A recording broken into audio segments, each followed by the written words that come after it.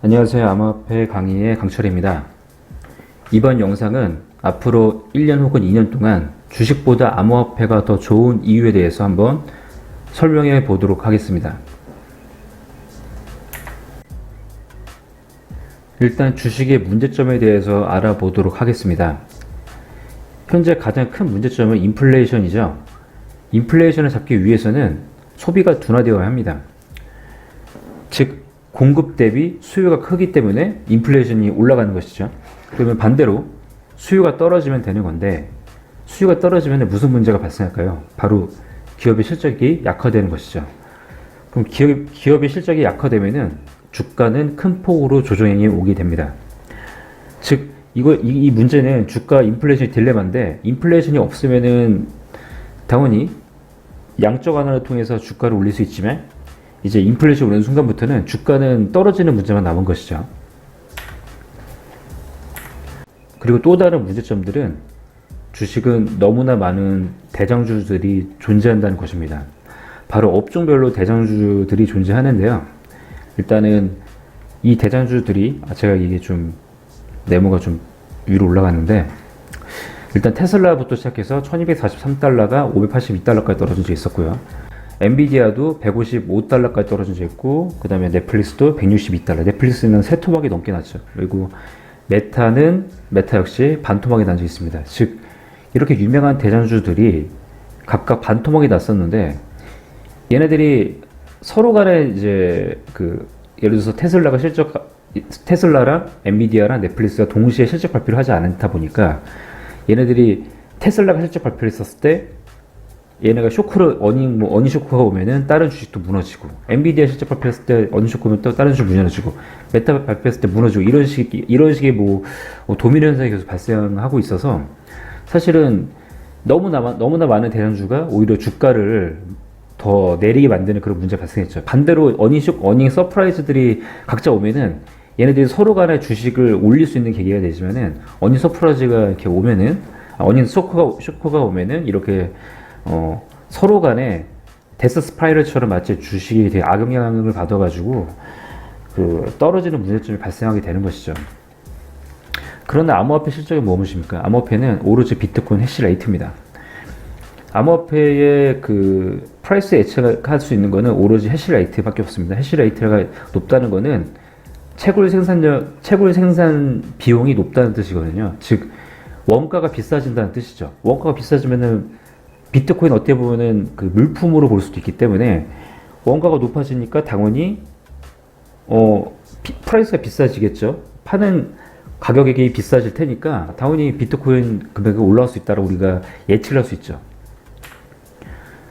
비트코인뿐만 아니라 이더리움마저도 최근에 해시레이트를 사선 최고치를 돌파했습니다. 이게 이더리움 해시레이트인데 말도 안 되게 올라가는 것이죠. 그래서 종전 최고치는 5월 14일이었는데, 이거는 이제 최근 뉴스입니다. 얼마 전에 다시 또 해시레이트가 최고치를 돌파했다라고 하는 그런 기사입니다. 그리고 이제 암호화폐는 지금 2020년 반감기와 2024년 반감기의 딱 정확한 중간 위치, 반감기가 5월 달에 이루어지니 지금 딱 중간 위치에 있는 것이죠. 즉 악재가 사실 이 구간이 악재긴 해요. 그러니까 중간의 위치가 너무 애매해서, 반감기 때 사이로 펌핑이 한 번씩 오고, 이 중간 사이에 한번 큰 보로 조정 정도가 오긴 하는데, 지금이 딱 2018년에 딱 위치하는 거랑 같거든요. 그래서 지금은 좋진 않지만, 사실은 2018년 이후에 우리가 미래를 생각하면은 2018년 말까지가 최악이었고, 그 다음에 2019년부터는 다시 또 상승장으로 불장으로 다시 전환이 됐잖아요. 그거를 생각해 보면은 사실 지금은 정확한 매수 시기인 것이죠. 지금 비트코인 따지면은 2018년 따지면 6,000달러 정도라고 보시면 됩니다. 그러나 우리가 이제 암호화폐가 주식보다 좋다고 해서 마구잡이로 투자하면 안 됩니다. 왜 2018년에 계속 암호화폐를 했던 사람이 끝까지 부자가 될 수 없는 경우가 많냐면은, 사실은 단타를 실패한 사람들이 상당히 많았어요. 물론 이제 이 원리를 알고 있는 사람들은 돈을 많이 벌었지만은, 계속 그냥 성장 없이 단타를 하시는 분들이 많았거든요. 근데 핵심은, 암호화폐 핵심은 상상의 폭을 넓히는 겁니다. 즉 제 주변에서 단타로 손실 나는 사람들 공통점을 보면은 뭐 수익은 뭐 1%에서 뭐 5%밖에 안 버는데 손실은 50%씩 나는 거죠. 이게 손절을 제대로 못 치고 수익도 막 20%씩 올라갈 만한 그런 차트에다가 막 1%, 2% 먹고 나가고 그러니까 수익이 날 수가 없잖아요. 막 차트가 올라간 차트인데 거기다가 1%, 2% 먹고 나간다 해가지고 막 수익을 막 그거밖에 안 되고 나가버리니까 단타를 실패하는 것이죠. 즉 단타를 치더라도 상상할 폭을 넓힌 상태에서 쳐야 되고 단타를 쳐야 될 때랑 단타를 치지 말아야 될 때를 알아야 되고 만약에 이 단타라고 하는 것도 사실 상승장, 하락장, 횡보장에 따라서 전략을 바꿔야 되는데 늘 똑같은 전략으로 단타를 치거든요. 그래서 제가 하고 싶은 말은 단타를 치든 장타를 치든 뭐 장기 투자를 하든 뭘 하든 핵심은 상상의 폭을 넓히라는 것입니다. 이 말이 무엇이냐면은 내가 생각하는 것보다 오를 수 있고 내가 생각하는 것보다 떨어질 수 있다는 겁니다. 즉 이런 상황에 대해서 대비와 전략을 미리 세워 놓아야 수익을 크게 낼 수 있다는 것입니다. 평상시 생각하는 매수 구간보다 더 떨어질 수 있다는 가정으로 현금을 더 비축해 두고 평상시 생각하는 매도 구간보다 더 올라갈 수 있다는 가정으로 매도를 하게 된다면 더 안전해지고 더 큰 수익을 낼 수도 있을 것입니다.